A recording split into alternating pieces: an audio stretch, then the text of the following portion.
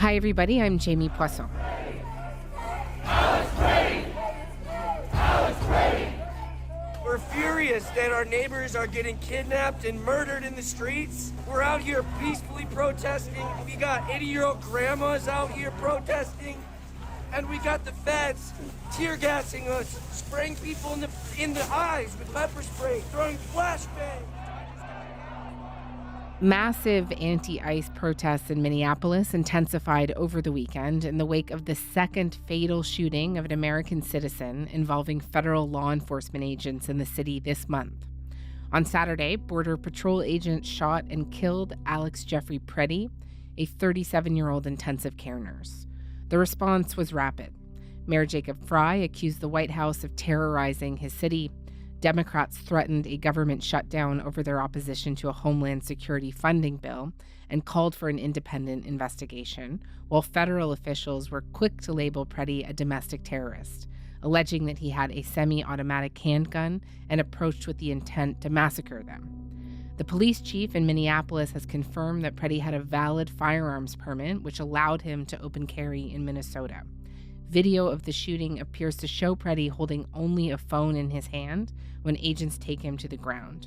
Two witnesses also testified that Pretti was not holding a weapon and was trying to help a woman that federal agents had shoved to the ground.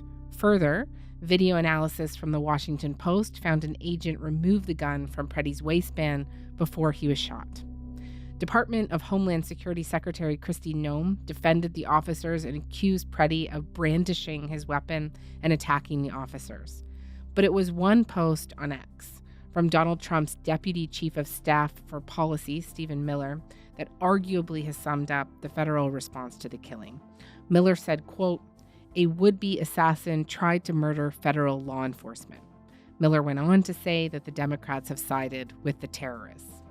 Today, we will be talking about Stephen Miller and how the deadly ICE surge in Minnesota is only the latest example of domestic policy that he has championed. In Trump's second administration, Miller is emerging as the main architect and enforcer of Trump's signature policies, from hardline immigration policies and mass deportations to retaliation against the administration's perceived enemies to increasingly aggressive foreign policy. To talk about all of this and more, I'm joined today by Michael Scherer. He's a staff writer at The Atlantic who covers American politics and, in particular, the people behind it. He's the co-writer of a recent profile called The Wrath of Stephen Miller, and he's with me today to take us through Miller's rise to power and to paint a more detailed picture of the man behind the man at the White House. And just a note to say that I spoke to Michael before this latest shooting and its aftermath in Minneapolis. Okay, here's that conversation.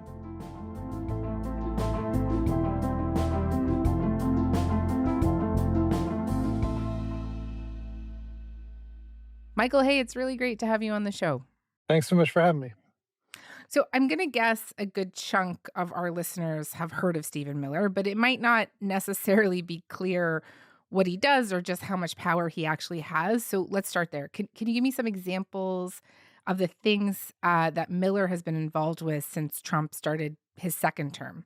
And maybe let's just leave immigration out for now because I'd like to work our way there. Yeah, I mean, his official title is Deputy Chief of Staff. There are other Deputy Chiefs of Staff, but President Trump himself has described him as At the top of the totem pole, I mean, I think he's give you a sense of the power he has. When Mike Walls, the first national security advisor, who was in charge of the entire national security operation coming out of the White House, was pushed out last year, a reporter actually asked the president whether Stephen Miller would be in the running for that job. And Trump's very candid response was, well, that would kind of be a demotion for him if he got that job. I mean, I think he sort of indirectly already has that job.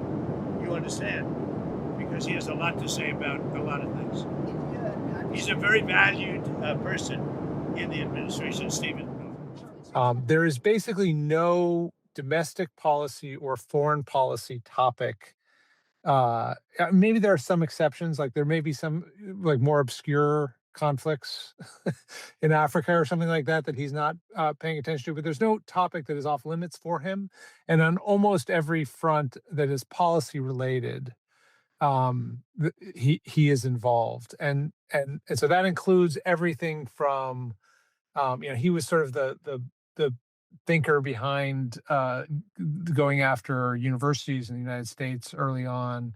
He was standing next to the president when he announced that Nicolas Maduro, the former president of Venezuela, had been captured and removed, and has been involved in conversations about how to basically run, in the president's words, Venezuela remotely since then. He's been involved in a lot of the early executive orders around, everything from transgender policy to what the White House calls anti-woke policies, the racial sensitivity stuff that Biden had put in place. He is involved in basically overseeing from the White House what is happening at the Justice Department, the various lawfare efforts that are happening there against the president's enemies. He did a lot of the thinking about how aggressive to be early on in going after civil servants. So he's basically when it comes to policy, a top advisor to the president.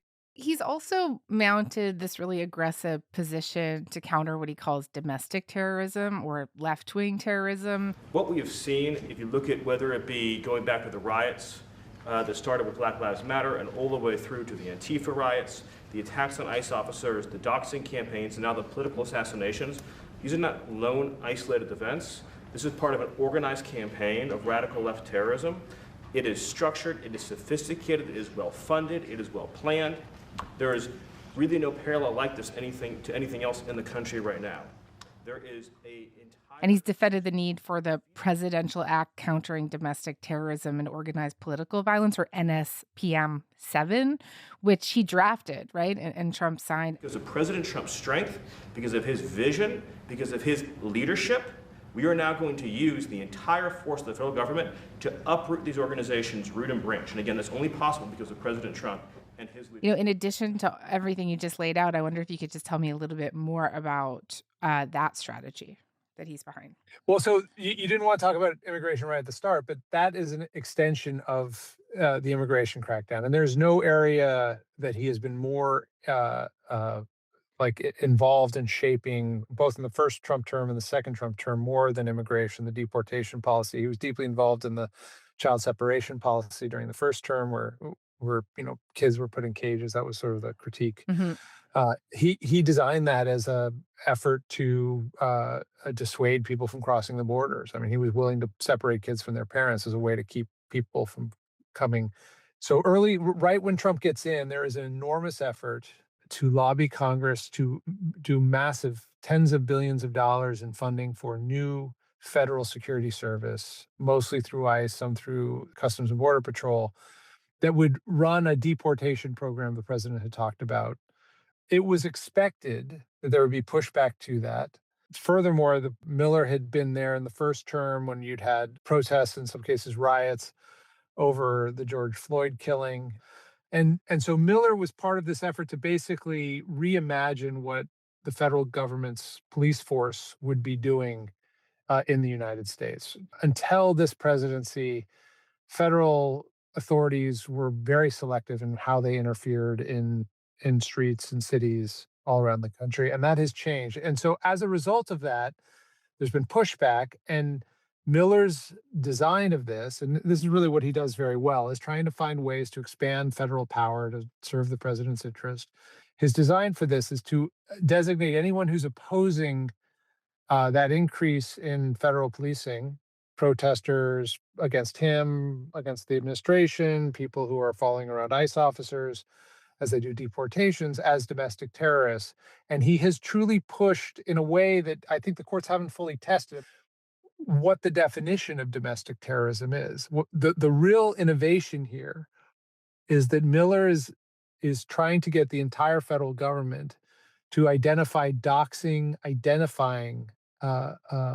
federal officers to be included as an act of terrorism, as a sort of obstruction. There's already laws in the book saying basically you cannot obstruct federal law enforcement.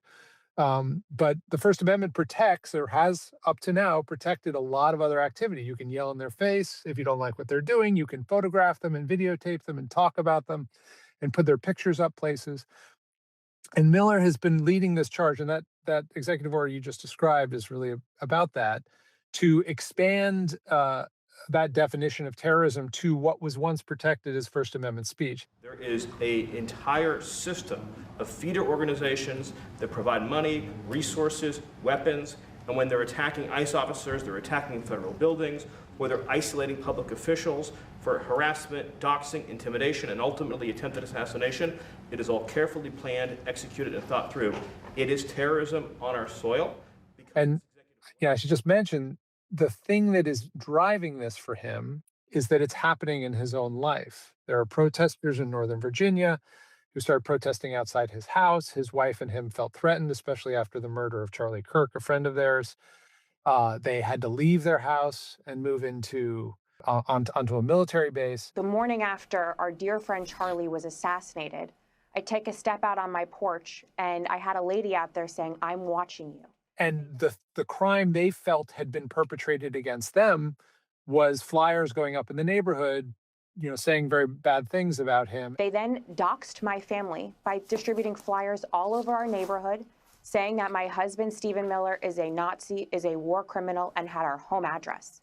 They spread it all over our neighborhood and have continued to do so, not only at my children's parks, but around town. Which he felt was basically painting a target on his back. What they're intending to do is not just peacefully protest, and maybe these people are not the assassins, but they are inciting the same violence that we saw take out our friend Charlie Kirk last week. It's still an open investigation, but the courts in Northern Virginia and the district attorney in Northern Virginia have pushed back against what he's been trying to get to happen, which is to arrest the people who are doing this, charge them with conspiracy, charge them with domestic terrorism offenses, because they see what these people have been doing as sort of protected First Amendment activity.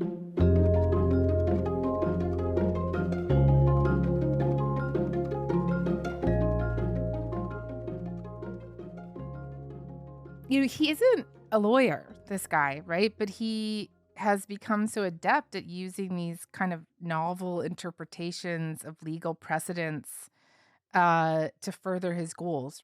Another example, in the first term, he successfully convinced the administration to invoke like a 1944 emergency public health law to shut down the border. I just wonder if you could tell me more about, how he came to use these tactics and why they have been so successful, or maybe they're not all successful, but how he's using them. Yeah, so there's been a revolution in sort of Republican conservative thought over the last 20 years. And Miller came up as a staffer to various people in Congress. He was very interested in immigration primarily. But what he burrowed into, what he got very good at early in his career, was understanding the law, understanding how policy worked, understanding how power worked, and then figuring out places where he could sort of twist the knob up on, lots of statutes that were very old. You mentioned that COVID era effort, which was very successful at stopping, refugee applications during COVID. And that's what he's done. I mean, during the period between the first and the second Trump term, he started a group called America First Legal that was basically filing lawsuits, but also doing a lot of deep research and rethinking of how the law should be interpreted. And then he's been also very aggressive against anyone who argues that his interpretation of the law is wrong. Whenever a judge rules against a policy he's been working on that Trump has initiated, calling it unconstitutional for whatever reason, he will immediately tweet out, "This is judicial tyranny." Tyranny, judicial tyranny. This is a judicial coup by communist Marxist judges against the laws, Constitution, and democracy of the United States.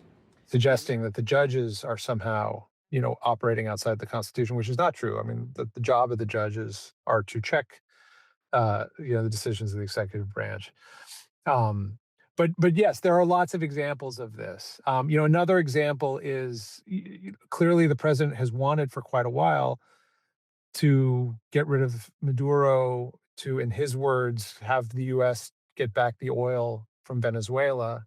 Um, Stephen Miller had a lot to do with coming up with a strategy to get there, and that was by basically designating a loose-knit criminal organization, Tren de Agua, that comes from Venezuela as a foreign terrorist organization. Venezuela is run by a narco-terrorist ring that traffics drugs, weapons, human traffics as well, into the United States. Obviously, they sent Tren de Agua to the United States. The Cartel del Soles is the cartel that runs Venezuela. And as we've seen with all of these drug trafficking vessels, these narco-terrorism vessels that are leaving Venezuela and Venezuelan waters, they are shipping massive amounts of deadly narcotics into the United States. And then using that designation to permit a whole bunch of military actions against the country without a declaration of war. That's something that has not happened before. And it was, Miller deciding there was a sort of loophole to what was previously thought was the established rule. I want to dig into immigration a little bit more with you now, because it does seem to be the issue that animates him more than anything, right? And like, how would you characterize his views on immigration and kind of where they come from? Miller ascribes to this idea of a clash of civilizations, basically this idea that there's a sort of Western European American tradition that goes back to the Greeks, that has at its core a number of sort of moral precepts and, beautiful architecture and things like that. And then there's the rest of the world. And so his view of immigration is that basically there are barbarians at the gates, that the United States is descended from this Western tradition, and that huge numbers of immigrants from the Arab world, from Latin America, are coming in and threatening it because they will not. They seek to change the culture, not to become a part of the culture, and that a great crime has been committed. Our lineage and our legacy hails back to Athens, to Rome, to Philadelphia, to Monticello. Our ancestors built the cities. They produced the art and architecture. They built the industry. Erica stands on the shoulders of thousands of years of warriors, of women who pulled us out of the caves and the darkness into the light. The light will defeat the dark. We will prevail over the forces of wickedness and evil. We report on a exchange that happened during debate prep in the 2024 cycle, in which the president was watching some of his aides debate some point on immigration, and the president kind of joked at Miller and said, "Well, if you had it your way, everybody in this country would look like you." And Miller's comeback was, in front of other people, "That's correct." And so he has this view that there is a sort of monoculture that is the American ideal, and that it's his job to protect it. In practice, what that means is, immigration policy has been broken, everyone agrees, for a couple decades or more in the United States. There has not been bipartisan agreement, something needs to change, but no agreement on how to change it. President Trump ran on the idea that he would forcibly expel people who are in this country without documentation. It's a very large group, 8 to 10 million people, many of them, without criminal records, who work in the communities, who've been here for decades, who have children here who are U.S. citizens, et cetera. And so the execution of what Miller's trying to do is to expel those people, and to do it in a very aggressive way, in a way that deters other people from deciding to try and come to this country, and in a way that ultimately will protect the idea of the United States that he has. Who's going to stand up for our daughters? Who's going to stand up for the girls of America, the women of America, the families of America? Who's going to stand up and say, the cartels are gone, the criminal migrants are gone, the gangs are gone, America is for Americans and Americans only?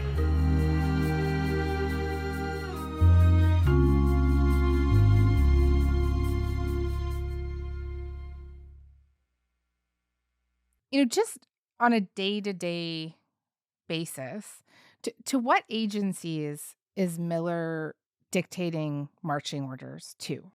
So there was something called the Homeland Security Committee that began during the years after the September 11th, 2001 attack on the U.S. So there was a foreign terrorist attack on the U.S. Department of Homeland Security is created, and then a sort of working group at the staff level of federal agencies is formed to coordinate things to deal with this new threat to Homeland Security.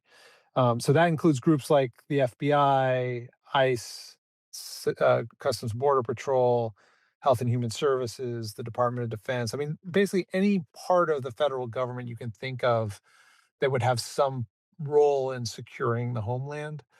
Miller chairs a daily meeting of all those groups. And so in practice, basically anything you would think of that includes, federal enforcement, it falls under his, ultimate purview. And I thought your reporting on this daily meeting was really instructive. You kind of start by painting this picture of the way he runs them, and how his staff and others in the administration perceive him. And can you tell me a bit more about that? Like, what kind of ship is this guy running? Yeah, this meeting has turned into basically an execution meeting. So it's not about debating ideas or coming up with new policies. He's gathering people every day to make sure they're meeting benchmarks. And one person I spoke with told me, there's no one who hasn't been yelled at by Stephen Miller. And he's not. This is not a friendly meeting. This is not like, oh, we're all in it together meeting. This is, why don't we have the numbers we want here? What can we do to make this better? How are you going to fix this? He's very focused on the time they have. I mean, they have set very high goals for deportations that they are not meeting. They may not be able to meet, but they are incentives for Miller to constantly drive these agencies to do better and to do more and to take greater steps. I mean, an example of this is that there was reporting months ago that initially when Trump came in, he said we're going to get the undocumented criminals out of this country. That was the focus. That was what DHS was talking about. There weren't the numbers that they wanted of criminal deportations. It takes a while to find them. There are not that many of them. And so it was Miller in these conversations that was sort of pushing people to, okay, why don't we just go to parking lots where we know day laborers show up and start checking IDs? Why don't we just go to car wash places or, like he was the one saying, this isn't just about finding records where we know someone has been convicted of a crime or skipped out on a court date and then going to their house and arresting them. Miller was the one saying, let's find them, in places we know undocumented immigrants gather. Yeah. All the people around him, like, how influential do they think he is? What's your sense of how powerful they think he is? I think there's a lot of deference. I mean, the Trump White House is a little different than other White Houses in that, it operates like a kingdom. There's one opinion that matters the most, the president, and he's not paying attention to everything. He doesn't want to pay attention to everything at all times, and so he delegates a lot of responsibility. But the ultimate power goes back to him. And there have been a number of times where the president has been rather critical of, immigration enforcement during his term. So it's not as if Miller's power is independent of that. And I think he's very good at working with the president. But there's enormous deference to Miller as the person who's best able to execute a lot of this stuff and who has that power. I mean, we spoke to somebody who was describing Miller during the first Trump term, calling into DHS meetings and saying, we should do this, this, and this. And then everyone getting off the phone and everyone at DHS saying, yeah, we're not going to do that. That's crazy. That is not the case now. Yeah. Miller is basically running what DHS does. And there's not really much documented evidence that anyone is saying, oh, no, that's actually not a good idea. We're not going to do that to him. I saw in your piece, you quote, I think it was Steve Bannon, right? Former Trump advisor, but current pretty powerful MAGA figure, describing him as Trump's prime minister. Yeah, it's a weird metaphor in that we're not a parliamentary system, so there is no prime minister. But yes, I mean, like if prime minister means the person who executes the governing organs. I think Miller has as much role there as anyone. I mean, it's not, he still works with other people. It's not like he's making these decisions by himself. He's advising the president, giving him ideas. I think he has a very good relationship with the president. So again, his power is still as a staffer. It's still derivative of the president. And there are still very powerful people. I mean, he's not the only very powerful person in the White House. Susie Wiles, the chief of staff, J.D. Vance, the vice president, Marco Rubio, the secretary of state. I mean, there are a number of people who are in these conversations, and they're all working together on this stuff. But I think it is true that, as I've described, when it comes to domestic policy, he's sort of first among equals.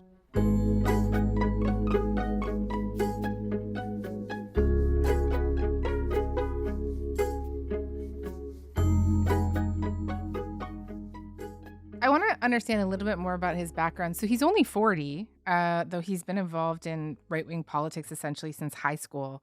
And he's been involved with Trump and MAGA, as you've laid out, since the first administration. And just, could you tell me a bit more about his background before that and how he kind of came to be involved with Trump's 2016 campaign and beyond? So he grew up in Southern California, son of a relatively wealthy real estate family.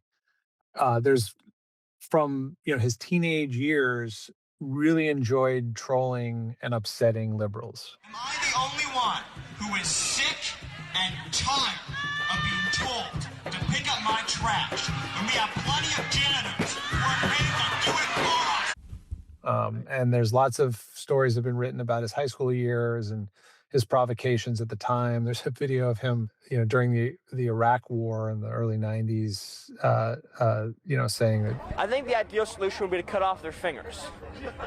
I don't think it's necessary to kill them entirely. We're not a barbaric people. We respect life. Therefore, torture is the way to go. Because torture people can live.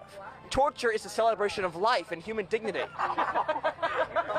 We need to remember that as we enter these very dark and dangerous times in the next century.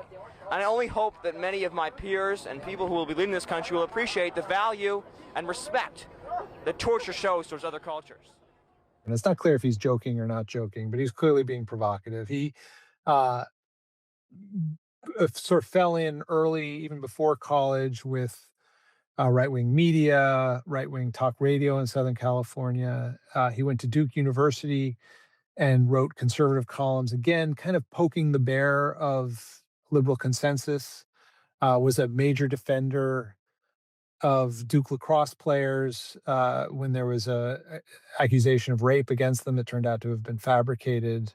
And he sort of drove that very hard. 2 innocent people may have possibly just had their lives ruined. Lord, your first concern is that somebody's falsely accused? Don't tell me what my first concern is. Wait, hold on a moment. What if they're innocent? What if they didn't do anything wrong? Many we are out of time. But So he was always sort of a reactionary in that way.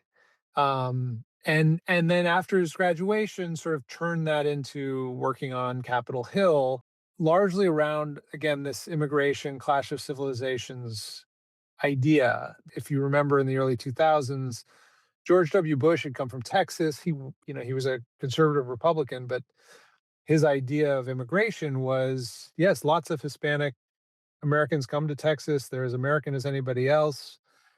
Texas is sort of this melting pot.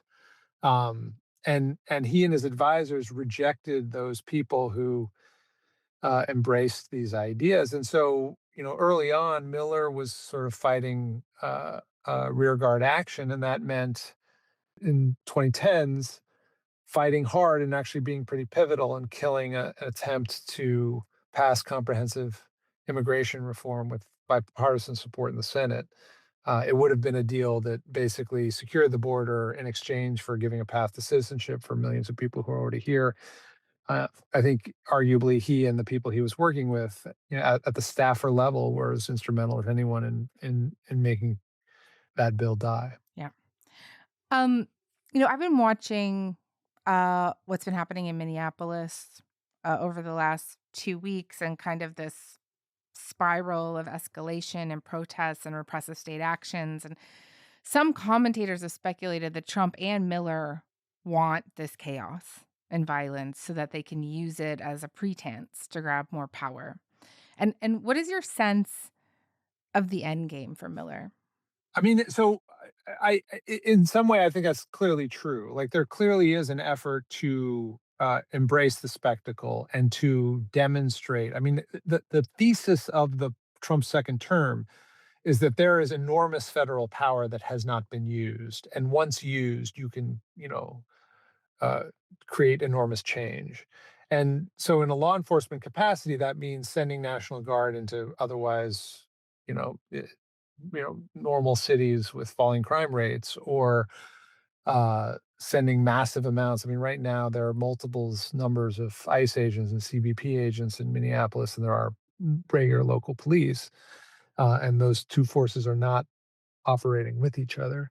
Um, and I think the end game is a demonstration of power so that the policy objectives that Miller has can be realized. He truly wants to expel millions of people from this country, and that's a very difficult task. It's very hard to do, and he wants to do it in a rather unapologetic way. He doesn't want to be obstructed by protests or other types of resistance, and when he faces that resistance, his impulse is to steamroll over that.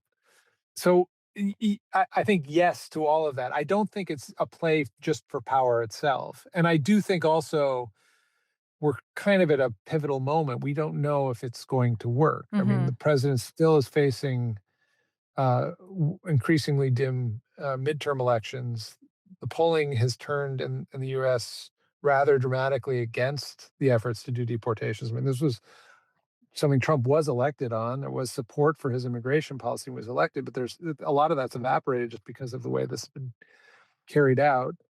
And I think there will be, as we get closer to the midterm elections and maybe even 2028, efforts by others within the Republican Party to pull this back because it doesn't help. I mean, I think most Americans are not happy with the idea of kids coming back from soccer practice getting tear gassed in their car because there's some enforcement action and protest happening, or a woman being shot in her car, or some of the other horrible things we've all witnessed and read about.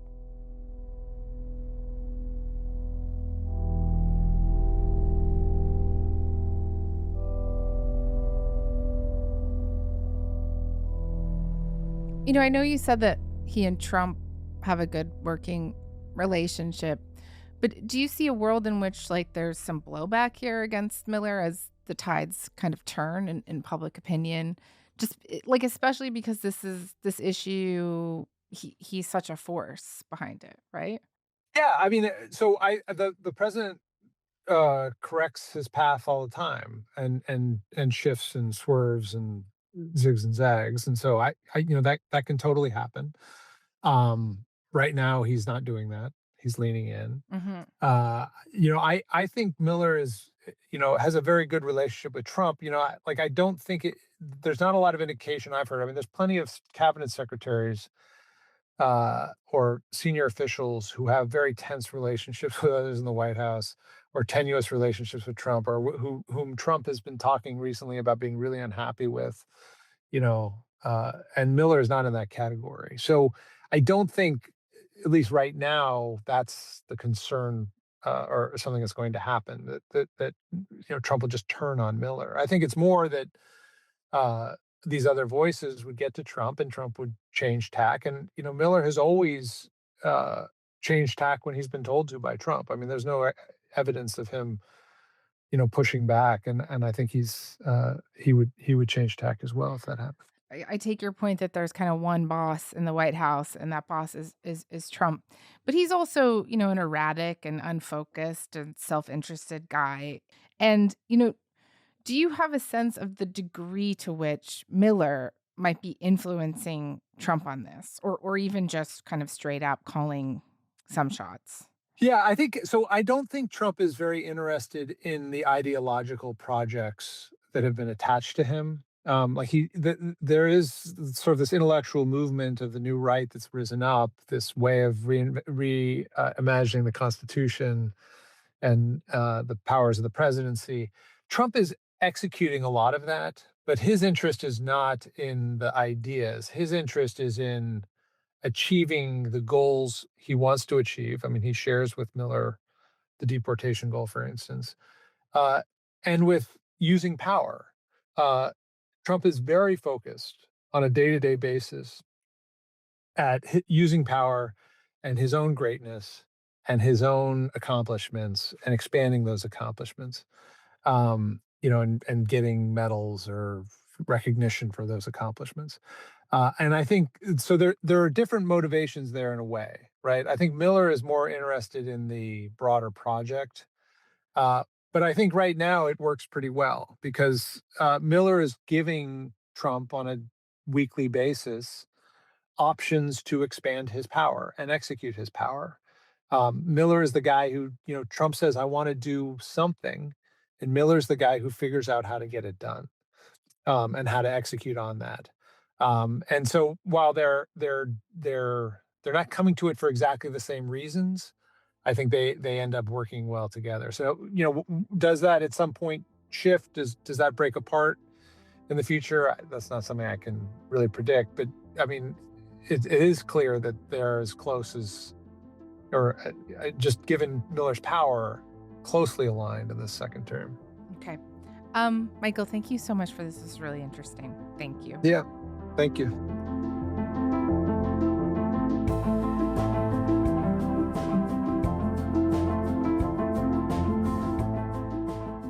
All right, that's all for today. I'm Jamie Poisson. Thanks so much for listening. Talk to you tomorrow.